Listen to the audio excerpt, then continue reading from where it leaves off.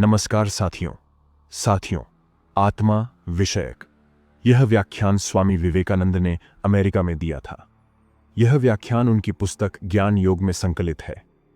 इस भाषण में उन्होंने विभिन्न वेदांती दर्शनों में आत्मा संबंधी धारणा का वर्णन किया है। साथ ही उन्होंने यह भी समझाया है कि किस तरह ये सभी धारणाएं एक दूसरे की पूरक हैं। आइए इस आध्यात्मिक यात्रा की शुरुआत करते हैं। तुम में से बहुतों ने मैक्स मूलर की सुप्रसिद्ध पुस्तक वेदांत दर्शन पर 3 व्याख्यान अर्थात 3 lectures on the Vedanta philosophy को पढ़ा होगा, और शायद कुछ लोगों ने इसी विषय पर प्रोफेसर डॉयसन की जर्मन भाषा में लिखित पुस्तक पढ़ी हो। ऐसा लगता है कि पश्चात देशों में भारतीय धार्मिक चिंतन के बारे में जो कुछ लिखा या पढ़ाया जा रहा है, उसमें भारतीय दर्शन की अद्वैतवाद नामक शाखा प्रमुख स्थान रखती है। यह भारतीय धर्म का अद्वैतवाद वाला पक्ष है, और कभी कभी ऐसा भी सोचा जाता है कि वेदों की सारी शिक्षाएं इस दर्शन में सन्निहित हैं। खैर, भारतीय चिंतन धारा के बहुत सारे पक्ष हैं, और यह अद्वैतवाद तो अन्य वादों की तुलना में सबसे कम लोगों द्वारा माना जाता है। अत्यंत प्राचीन काल से ही भारत में अनेकानेक चिंतन धाराओं की परंपरा रही है, और चूंकि शाखा विशेष के अनुयायियों द्वारा अंगीकार किए जाने वाले मतों को निर्धारित करने वाला कोई सुसंगठित या स्वीकृत धर्म संघ अथवा कतिपय व्यक्तियों के समूह वहां कभी नहीं रहे, इसलिए लोगों को सदा से ही अपने मन के अनुरूप धर्म चुनने, अपने दर्शन को चलाने तथा अपने संप्रदायों को स्थापित करने की स्वतंत्रता रही। फलस्वरूप हम पाते हैं कि चिरकाल से ही भारत में मतांतरों की बहुतायत रही है। आज भी हम कह नहीं सकते कि कितने 100 धर्म वहां फल रहे हैं और कितने नए धर्म हर साल उत्पन्न होते हैं। ऐसा लगता है कि उस राष्ट्र की धार्मिक उर्वरता असीम है। भारत में प्रचलित इन विभिन्न मतों को मोटे तौर पर 2 भागों में विभक्त किया जा सकता है, आस्तिक और नास्तिक। जो मत हिंदू धर्म ग्रंथ वेदों को सत्य का शाश्वत प्रकाश मानते हैं, उन्हें आस्तिक कहते हैं, और जो वेदों को न मानकर अन्य प्रमाणों पर आधारित हैं, उन्हें भारत में नास्तिक कहते हैं। आधुनिक नास्तिक हिंदू मतों में 2 प्रमुख हैं, बौद्ध और जैन। आस्तिक मतावलंबी कोई कहते हैं कि शाल हमारी बुद्धि से अधिक प्रामाणिक है, जबकि दूसरे मानते हैं कि शास्त्रों के केवल बुद्धिसम्मत अंश को ही स्वीकार करना चाहिए, शेष को छोड़ देना चाहिए। आस्तिक मतों की भी फिर 3 शाखाएं हैं, सांख्य, न्याय और मीमांसा। इनमें से पहली 2 शाखाएं किसी संप्रदाय की स्थापना करने में सफल न हो सकीं, यद्यपि दर्शन के रूप में उनका अस्तित्व अभी भी है। एकमात्र संप्रदाय जो अभी भारत में प्रायः सर्वत्र प्रचलित है, वह है उत्तर मीमांसा अथवा वेदांत। इस दर्शन को वेदांत कहते हैं। भारतीय दर्शन की समस्त शाखाएं वेदांत यानी उपनिषदों से ही निकली हैं, किंतु अतिवादियों ने यह नाम खासकर अपने लिए रख लिया, क्योंकि वे अपने संपूर्ण धर्म ज्ञान तथा दर्शन को एकमात्र वेदांत पर ही आधारित करना चाहते थे। आगे चलकर वेदांत ने प्राधान्य प्राप्त किया, और भारत में अब जो अनेकानेक संप्रदाय है, वे किसी न किसी रूप में उसी की शाखाएं हैं। फिर भी ये विभिन्न शाखाएं अपने विचारों में एकमत नहीं हैं। हम देखते हैं कि वेदांतियों के 3 प्रमुख भेद हैं, पर एक विषय पर सभी सहमत हैं, वह यह कि ईश्वर के अस्तित्व में सभी विश्वास करते हैं। सभी वेदांती यह भी मानते हैं कि वेद शाश्वत आप्तवाक्य है, यद्यपि उनका ऐसा मानना उस तरह का नहीं जिस तरह ईसाई अथवा मुसलमान लोग अपने अपने धर्मग्रंथों के बारे में मानते हैं। वे अपने ढंग से ऐसा मानते हैं। उनका कहना है कि वेदों में ईश्वर संबंधी ज्ञान सत्रिहित है, और चूंकि ईश्वर चिरंतन है, अतः उसका ज्ञान भी शाश्वत रूप से उसके साथ है, अतः वेद भी शाश्वत है। दूसरी बात जो सभी वेदांती मानते हैं, वह है सृष्टि संबंधी चक्रीय सिद्धांत। सब यह मानते हैं कि सृष्टि चक्रों या कल्पों में होती है। संपूर्ण सृष्टि का आगम और विलय होता है। आरंभ होने के बाद सृष्टि क्रमशः स्थूलतर रूप लेती जाती है, और एक अपरिमेय अवधि के पश्चात पुनः सूक्ष्मतर रूप में बदलना शुरू करती है तथा अंत में विघटित होकर विलीन हो जाती है। इसके बाद विराम का समय आता है, सृष्टि का फिर उद्भव होता है, और फिर इसी क्रम की आवृत्ति होती है। ये लोग 2 तत्वों को स्वतः प्रमाणित मानते हैं। एक को आकाश कहते हैं, जो वैज्ञानिकों के ईथर से मिलता जुलता है, और दूसरे को प्राण कहते हैं, जो एक प्रकार की शक्ति है। प्राण के विषय में इनका कहना है कि इसके कंपन से विश्व की उत्पत्ति होती है। जब सृष्टि चक्र का विराम होता है तो व्यक्त प्रकृति क्रमशः सूक्ष्मतर होते होते आकाश तत्व के रूप में विघटित हो जाती है, जिसे हम न देख सकते हैं और न अनुभव ही कर सकते हैं, किंतु इसी से पुनः समस्त वस्तुएं उत्पन्न होती हैं। प्रकृति में हम जितनी शक्तियां देखते हैं, जैसे गुरुत्वाकर्षण, आकर्षण, विकर्षण अथवा विचार, भावना एवं स्नायविक गति, सभी अंततोगत व विघटित होकर प्राण में परिवर्तित हो जाती है और प्राण का स्पंदन रुक जाता है। इस स्थिति में वह तब तक रहता है जब तक सृष्टि का कार्य पुनः प्रारंभ नहीं हो जाता। उसके प्रारंभ होते ही प्राण में पुनः कंपन होने लगते हैं। इस कंपन का प्रभाव आकाश पर पड़ता है और तब सभी रूप और आकार एक निश्चित क्रम में बाहर प्रक्षिप्त होते हैं। सबसे पहले जिस दर्शन की चर्चा मैं तुमसे करूंगा वह द्वैतवाद के नाम से प्रसिद्ध है। द्वैतवादी यह मानते हैं कि विश्व का स्रष्टा और शासक ईश्वर शाश्वत रूप से प्रकृति एवं जीवात्मा से पृथक है। ईश्वर नित्य है, प्रकृति नित्य है तथा सभी आत्माएं भी नित्य हैं। प्रकृति तथा आत्माओं की अभिव्यक्ति होती है एवं उनमें परिवर्तन होते हैं, परंतु ईश्वर ज्यों का त्यों रहता है। द्वैतवादियों के अनुसार ईश्वर सगुण है, उसके शरीर नहीं है पर उसमें गुण है। मानवीय गुण उसमें विद्यमान है, जैसे वह दयावान है, वह न्यायी है, वह सर्वशक्तिमान है, वह बलवान है, उसके पास पहुंचा जा सकता है, उससे प्रार्थना की जा सकती है, उससे प्रेम किया जा सकता है, प्रेम का वह प्रतिदान देता है, आदि आदि। संक्षेप में वह मानवीय ईश्वर है। अंतर इतना है कि वह मनुष्य से अनंत गुना बड़ा है तथा मनुष्य में जो दोष है वह उनसे परे है। वह अनंत शुभ गुणों का भंडार है। ईश्वर की यही परिभाषा लोगों ने दी है। वह उपादानों के बिना सृष्टि नहीं कर सकता। प्रकृति ही वह उपादान है जिससे वह समस्त विश्व की रचना करता है। कुछ वेदांतेतर द्वैतवादी, जिन्हें परमाणुवादी कहते हैं, यह मानते हैं कि प्रकृति असंख्य परमाणुओं के सिवा और कुछ नहीं है और ईश्वर की इच्छा शक्ति इन परमाणुओं में सक्रिय होकर सृष्टि करती है। वेदांती लोग इस परमाणु सिद्धांत को नहीं मानते। उनका कहना है कि यह नितांत तर्कहीन है। अविभाज्य परमाणु रेखागणित के बिंदुओं की तरह है, खंड और परिमाणरहित। किंतु ऐसी खंड और परिमाण रहित वस्तु को अगर असंख्य बार गुणित किया जाए तो भी वह ज्यों की त्यों रहेगी। फिर कोई वस्तु जिसके अवयव नहीं, ऐसी वस्तु का निर्माण नहीं कर सकती जिसके विभिन्न अवयव हों। चाहे जितने भी शून्य इकट्ठे किए जाएं, उनसे कोई पूर्ण संख्या नहीं बन सकती। इसलिए अगर ये परमाणु अविभाज्य हैं तथा परिमाण रहित हैं तो इनसे विश्व की सृष्टि सर्वथा असंभव है। अतएव वेदांती द्वैतवादी अविश्लिष्ट एवं अविभेद्य प्रकृति में विश्वास करते हैं, जिससे ईश्वर सृष्टि की रचना करता है। भारत में अधिकांश लोग द्वैतवादी हैं। मानव प्रकृति सामान्यतः इससे अधिक उच्च कल्पना नहीं कर सकती। हम देखते हैं कि संसार में धर्म में विश्वास रखने वालों में 90% लोग द्वैतवादी ही हैं। यूरोप तथा एशिया के सभी धर्म द्वैतवादी हैं। वैसा होने के लिए वे विवश हैं। कारण, सामान्य मनुष्य उस वस्तु की कल्पना नहीं कर सकता जो मूर्त न हो, इसलिए स्वभावतः वह उस वस्तु से चिपकना चाहता है जो उसकी बुद्धि की पकड़ में आती है।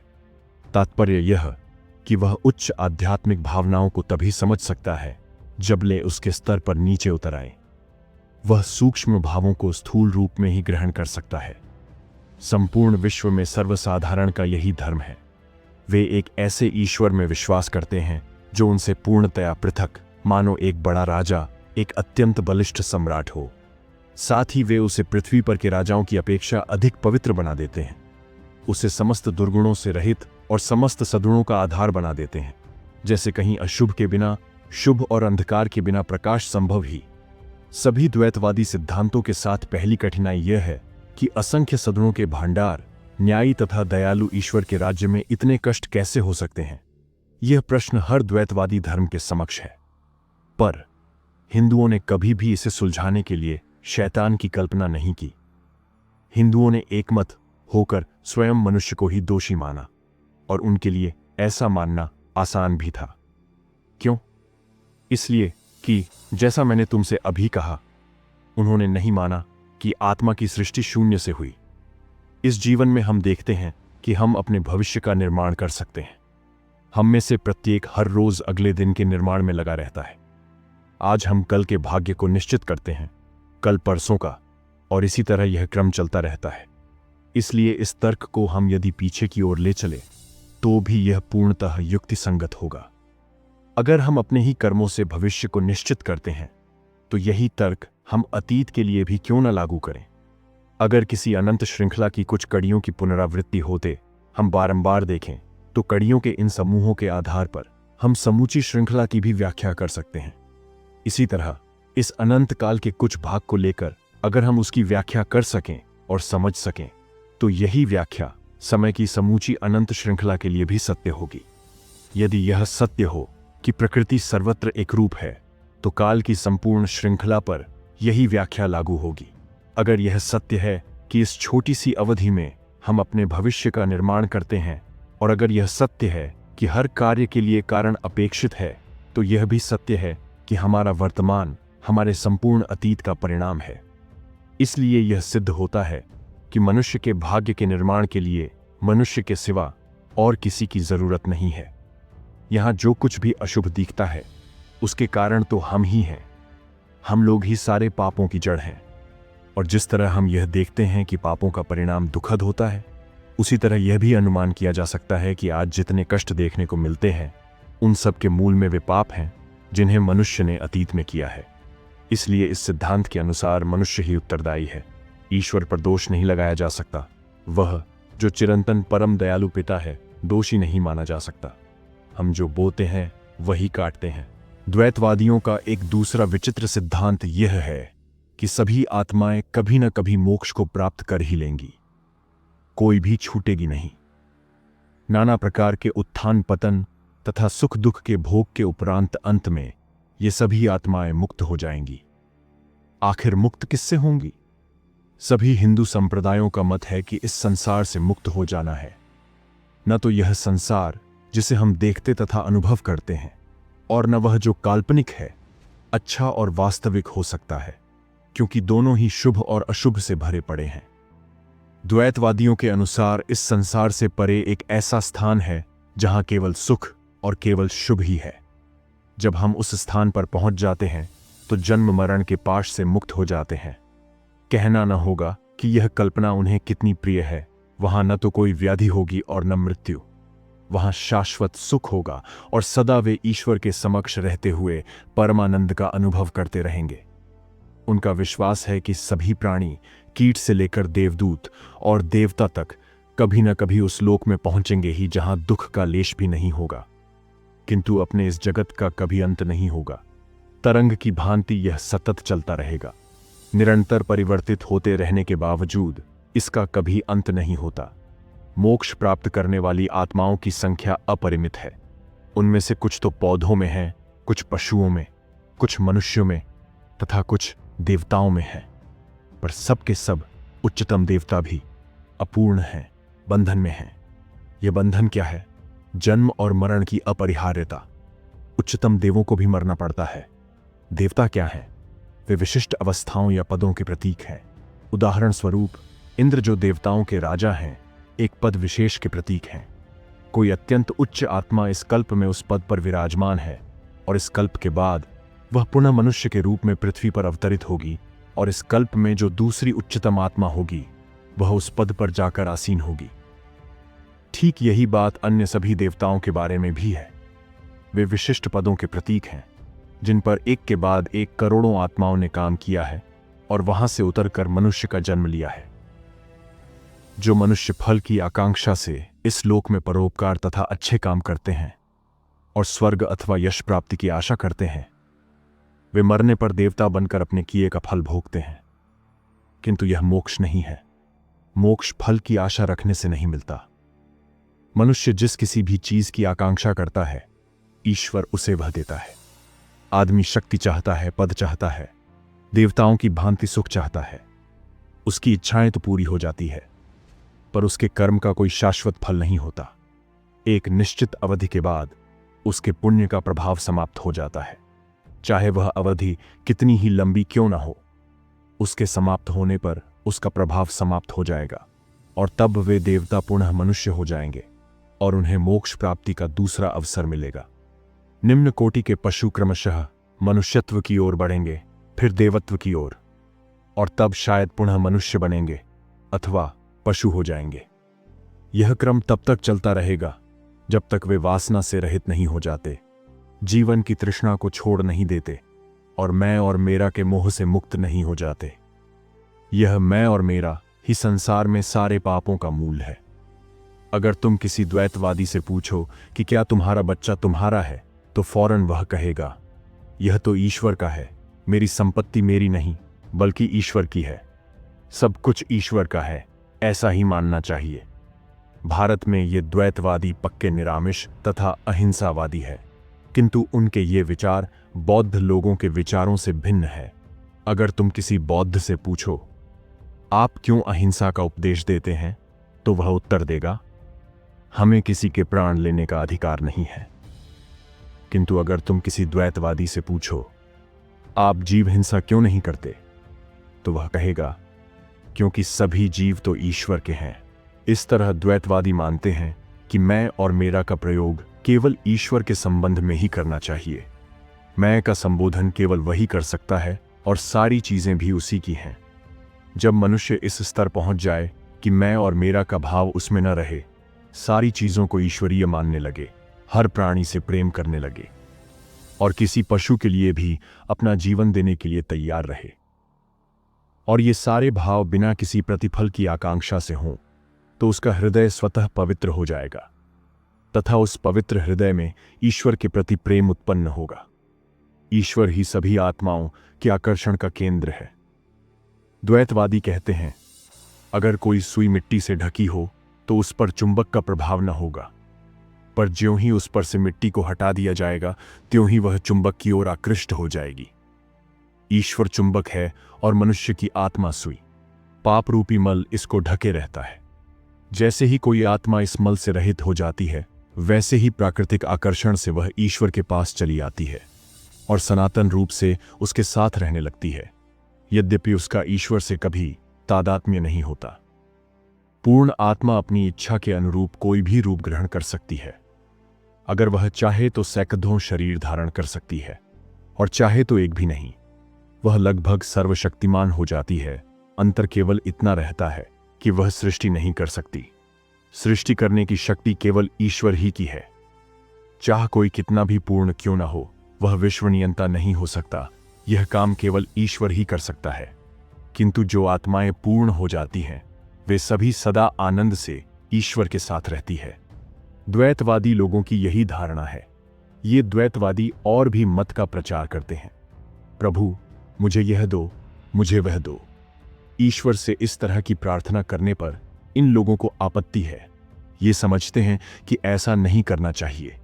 अगर किसी मनुष्य को जागतिक कोई वस्तु मांगनी ही है, तो वह ईश्वर से निम्नतर जीवों से, इन देवताओं, देवदूतों अथवा पूर्ण आत्माओं में से किसी से मांगे। ईश्वर केवल प्रेम के लिए है। यह तो निंदनीय बात है कि हम ईश्वर से भी मुझे यह दो वह दो ऐसा निवेदन करते हैं। इसलिए द्वैतवादी कहते हैं कि मनुष्य अपनी वासनाओं की पूर्ति तो निम्न कोटि के देवताओं को प्रसन्न करके कर ले, पर अगर वह मोक्ष चाहता है तो उसे ईश्वर की पूजा करनी होगी। भारतवर्ष में सर्वसाधारण का यही धर्म है। असली वेदांत दर्शन विशिष्टाद्वैत से प्रारंभ होता है। इस संप्रदाय का कहना है कि कार्य कभी कारण से भिन्न नहीं होता, कारण ही परिवर्तित रूप में कार्य बनकर आता है। अगर सृष्टि कार्य है और ईश्वर कारण, तो ईश्वर और सृष्टि दो नहीं है। वे अपना तर्क इस तरह आरंभ करते हैं कि ईश्वर ही जगत का निमित्त तथा उपादान कारण है, अर्थात इस सृष्टि का ईश्वर ही स्वयं करता है और वही स्वयं इसका उपादान भी है, जिससे संपूर्ण प्रकृति प्रक्षिप्त हुई है। तुम्हारी भाषा जो क्रिएशन शब्द है, वस्तुतः संस्कृत में उसका समानार्थक शब्द नहीं है, क्योंकि भारत में ऐसा कोई संप्रदाय नहीं जो पाश्चात्य लोगों की तरह यह मानता हो कि प्रकृति की स्थापना शून्य से हुई है। हो सकता है कि आरंभ में कुछ लोग ऐसा मानते भी रहे हो, पर शीघ्र ही उन्हें निरुत्तर कर दिया गया होगा। मेरी जानकारी में आज कोई ऐसा संप्रदाय नहीं है जो इस धारणा में विश्वास करता हो। सृष्टि से हम लोगों का तात्पर्य है किसी ऐसी वस्तु का प्रक्षेपण जो पहले से ही हो। इस संप्रदाय के अनुसार तुम्हारा विश्व स्वयं ईश्वर ही है, विश्व के वही उपादान है।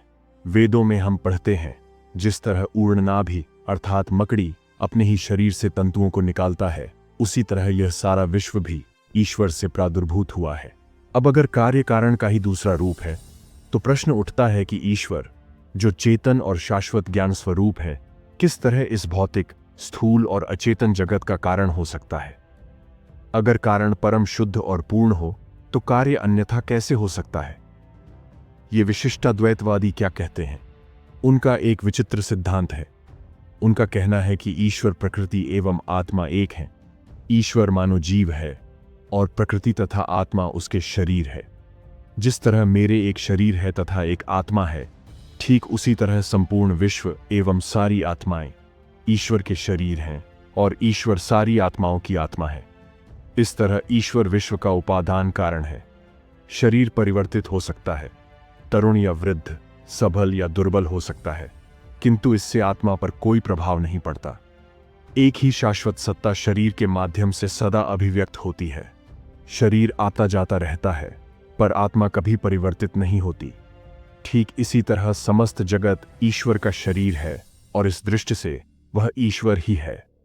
किंतु जगत में जो परिवर्तन होते हैं, उनसे ईश्वर प्रभावित नहीं होता। जगत रूपी उपादान से वह सृष्टि करता है और हर कल्प के अंत में उसका शरीर सूक्ष्म होता है, वह संकुचित होता है।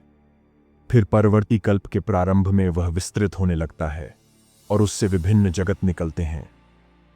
फिर द्वैतवादी एवं विशिष्टाद्वैतवादी दोनों यह मानते हैं कि आत्मा स्वभावतः पवित्र है, किंतु अपने कर्मों से यह अपने को अपवित्र बना लेती है। विशिष्टाद्वैतवादी इसको द्वैतवादियों की अपेक्षा अधिक सुंदर ढंग से कहते हैं। उनका कहना है कि आत्मा की पवित्रता एवं पूर्णता कभी संकुचित हो जाती है, पर फिर ज्यों की त्यों हो जाती है, और हमारा प्रयास यह है कि उसकी अवस्था को बदलकर पुनः उसकी पूर्णता, पवित्रता एवं शक्ति की स्वाभाविक स्थिति में ले आए। आत्मा के अनेक गुण हैं, पर उसमें सर्वशक्तिमत्ता या सर्वज्ञता नहीं है। हर पाप कर्म उसकी प्रकृति को संकुचित कर देता है और पुण्य कर्म विस्तीर्ण। जिस तरह किसी प्रज्वलित अग्नि से उसी जैसे करोड़ों स्फुलिंग निकलते हैं, उसी तरह इस अपरिमेय सत्ता अर्थात ईश्वर से सभी आत्माएं निकली है। सबका उद्देश्य एक ही है। विशिष्टाद्वैतवादियों का ईश्वर भी साकार है, अशेष गुणों का आकर है, वह विश्व की हर चीज में व्याप्त है, वह विश्व की हर वस्तु में हर जगह अंतःप्रविष्ट है। जब शास्त्र कहते हैं कि ईश्वर सब कुछ है, तो उनका तात्पर्य यही रहता है कि ईश्वर सब में व्याप्त है।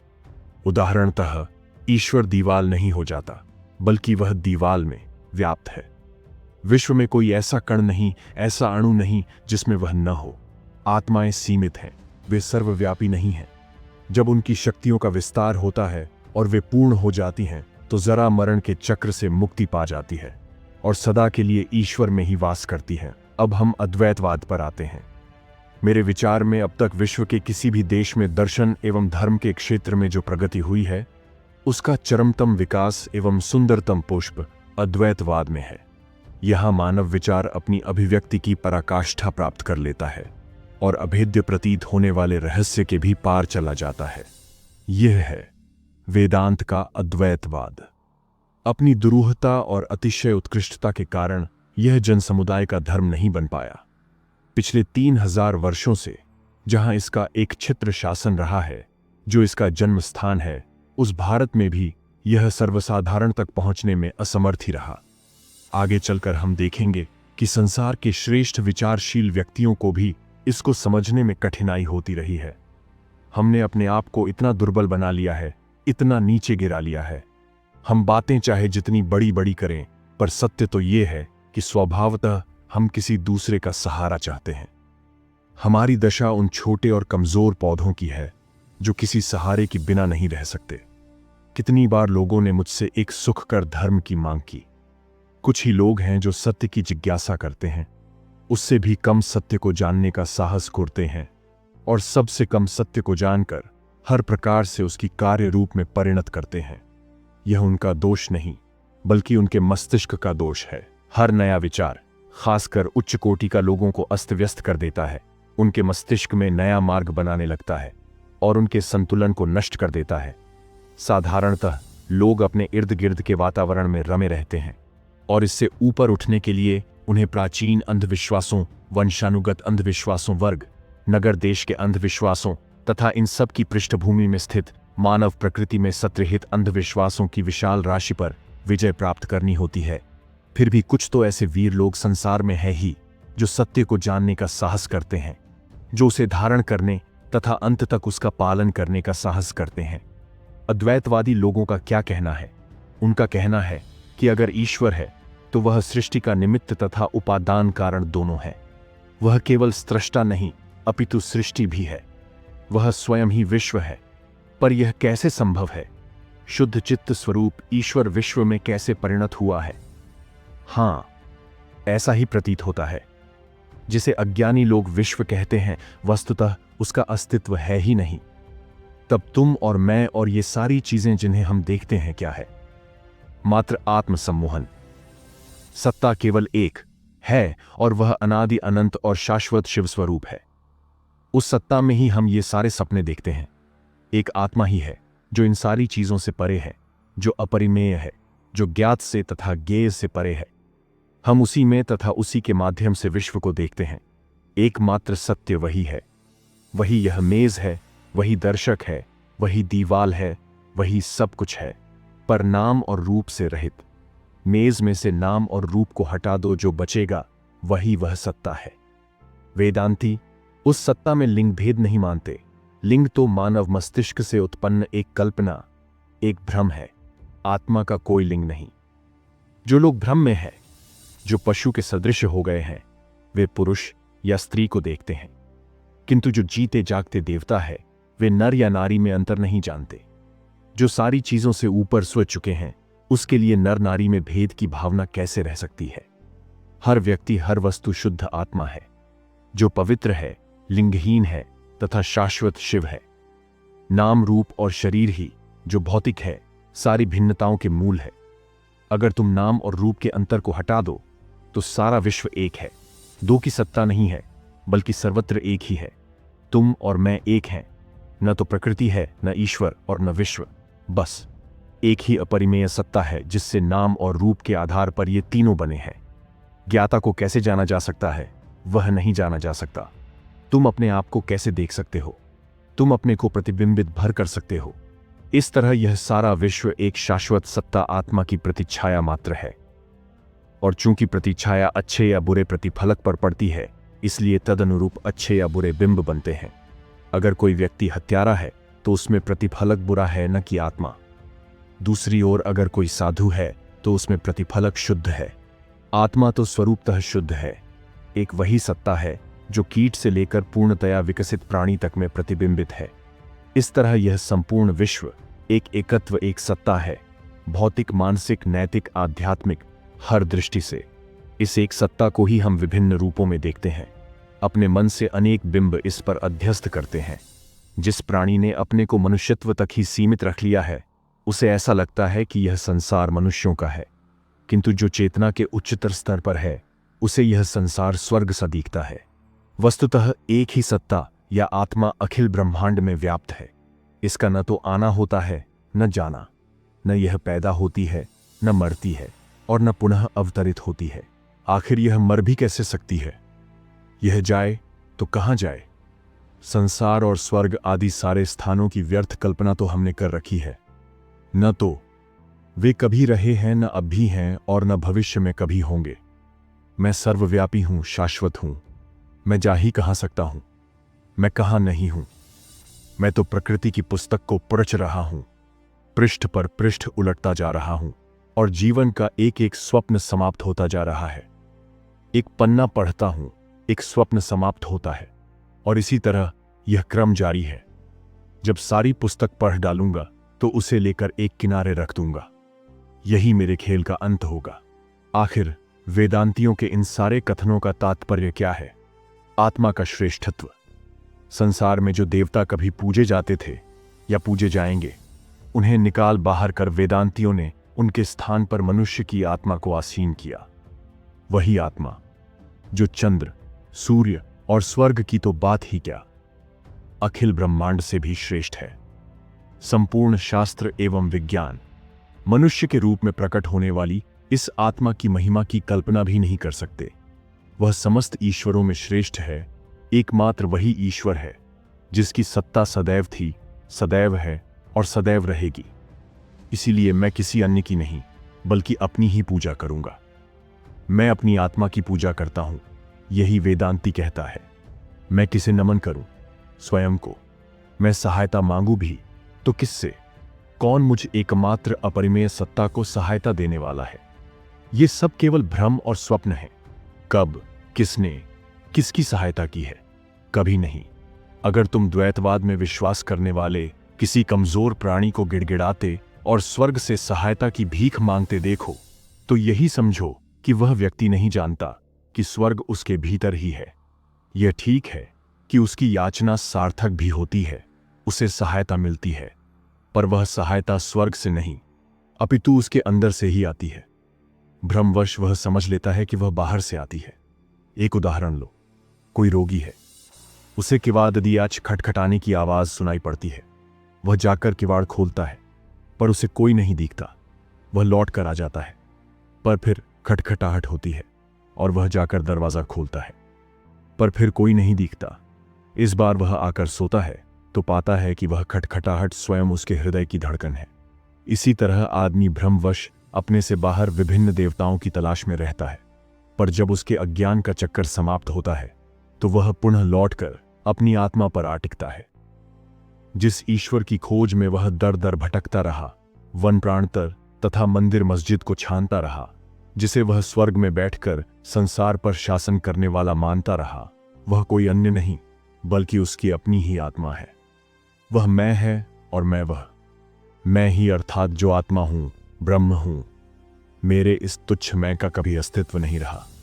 तथापि किस प्रकार वह पूर्ण ब्रह्म भ्रमित हुआ है, वह भ्रमित नहीं हुआ।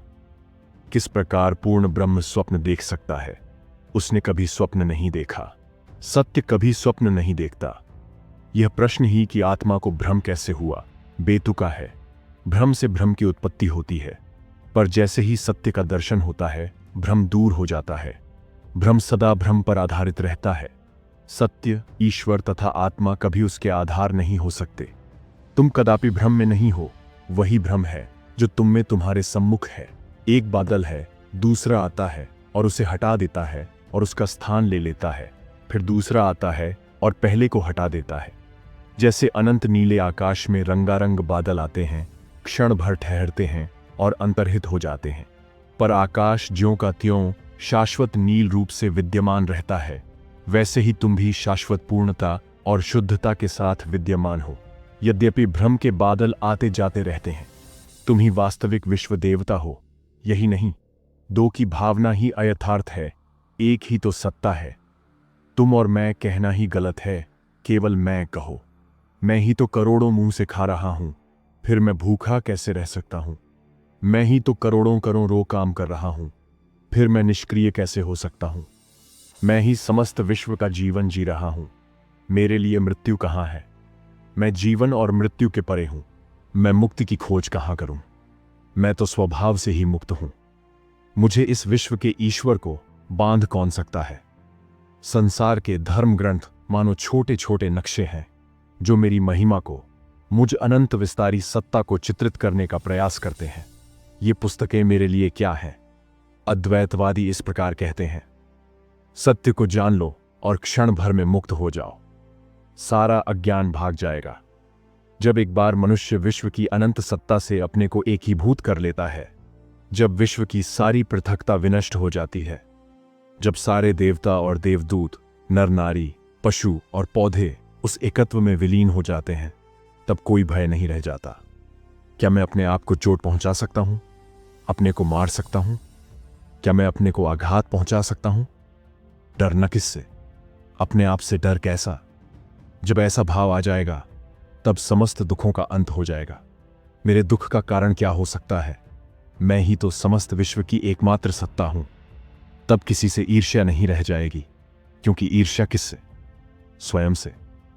तब समस्त अशुभ भावनाएं समाप्त हो जाएंगी। किसके विपक्ष में मैं अशुभ भावना रख सकता हूं? स्वयं के विरुद्ध। विश्व में मेरे सिवा और है कौन? और वेदांती कहता है कि ज्ञान प्राप्ति का यही एकमात्र मार्ग है। विभेद के भाव को विनष्ट कर डालो। यह अंधविश्वास की विविधता का अस्तित्व है, समाप्त कर डालो। जो अनेकता में एकता का दर्शन करता है, जो इस अचेतन जड़ पिंड में एक ही चेतना का अनुभव करता है, एवं जो छायाओं के जगत में सत्य को ग्रहण कर पाता है, केवल उसी मनुष्य को शाश्वत शांति मिल सकती है, और किसी को नहीं, और किसी को नहीं। ईश्वर के संबंध में भारतीय दर्शन ने जो 3 कदम उठाए, उनकी ये ही प्रमुख विशेषताएं हैं। हमने देखा कि इसका प्रारंभ ऐसे ईश्वर की कल्पना से हुआ जो सगुण व्यक्ति है तथा विश्व से परे है। यह दर्शन बृहद ब्रह्मांड से सूक्ष्म ब्रह्मांड ईश्वर तक आया, जिसे विश्व में अंतर्व्याप्त माना गया, और अंत में आत्मा ही को परमात्मा मानकर संपूर्ण विश्व में एक सत्ता की अभिव्यक्ति को स्वीकार किया गया। वेदों की यही चरम शिक्षा है। इस तरह यह दर्शन द्वैतवाद से प्रारंभ होकर विशिष्टाद्वैत से होता हुआ शुद्ध अद्वैतवाद में विकसित होता है। हम जानते हैं कि संसार में बहुत कम लोग ही इस अंतिम अवस्था तक आ सकते हैं या इसमें विश्वास करने का साहस रख सकते हैं, और इसे व्यवहार में लाने वाले तो उनसे भी विरल है। फिर भी इतना तो स्पष्ट है कि संपूर्ण नीतिशास्त्र और आध्यात्मिकता का रहस्य यही है। क्यों सब लोग कहते हैं दूसरे की भलाई करो? इसका कारण कहां है? क्यों सभी महान व्यक्ति मानव जाति में विश्व वस्तु की शिक्षा देते हैं और महत्तर व्यक्ति समस्त प्राणियों में? कारण यह है कि चाहे वे जाने या न जाने, पर उनकी हर धारणा, उनके हर तर्कहीन एवं वैयक्तिक अंधविश्वास के मूल में निहित एक आत्मा का शाश्वत प्रकाश बार बार अपनी अनंत व्यापकता को प्रकट करता है, अनेक रूपों में विद्यमान अपनी एक सत्ता का प्रतिपादन करता है। फिर भारतीय दर्शन अपनी चरमावस्था पर पहुंचकर विश्व की यूं व्याख्या करता है: विश्व एक ही है, पर इंद्रियों को यह भौतिक लगता है, बुद्धि को आत्माओं का संग्रह दिखता है और आध्यात्मिक दृष्टि से ईथर के रूप में प्रकट होता है। उस व्यक्ति को जो अपने ऊपर पापों का पर्दा डाले रहता है, यह गर्हित लगेगा, किंतु जो सतत आनंद की खोज में है, उसे यह स्वर्ग सा लगेगा, और जो आध्यात्मिक रूप से पूर्णतः विकृत है, उसके लिए यह सब अंतर्हित हो जाएगा, उसे केवल अपनी ही आत्मा का विस्तार प्रतीत होगा। अभी वर्तमान समय में समाज की जैसी स्थिति है, उसमें दर्शन की इन तीनों अवस्थाओं की नितांत आवश्यकता है। ये अवस्थाएं परस्पर विरोधी नहीं, बल्कि एक दूसरे की पूरक हैं। अद्वैतवादी अथवा विशिष्टाद्वैतवादी यह नहीं कहते कि द्वैतवाद गलत है। वे कहते हैं कि द्वैतवाद भी ठीक ही है, पर कुछ निम्न स्तर का। यह भी सत्य ही की ओर ले जाता है। इसीलिए हर व्यक्ति को अपना अपना जीवन दर्शन अपने विचारों के अनुसार निश्चित करने की स्वतंत्रता है। तुम किसी को आघात मत पहुंचाओ, किसी की स्थिति को अस्वीकार मत करो। जिस स्थिति में वह है, स्वीकार करो, और यदि तुम कर सकते हो तो उसे अपने हाथों का सहारा दो और उसे एक उच्चतर स्तर पर ले जाओ, पर उसे हानि न पहुंचाओ और उसे विनष्ट मत करो। अंत में तो सबको सत्य को पाना ही है। जब सारी वासनाओं का अंत हो जाएगा, तब वह नश्वर मानव ही अमर बनेगा। तब यह मानव ही ईश्वर बन जाएगा। प्रिय साथियों, हमें उम्मीद है कि आपको यह प्रस्तुति पसंद आई होगी। धन्यवाद।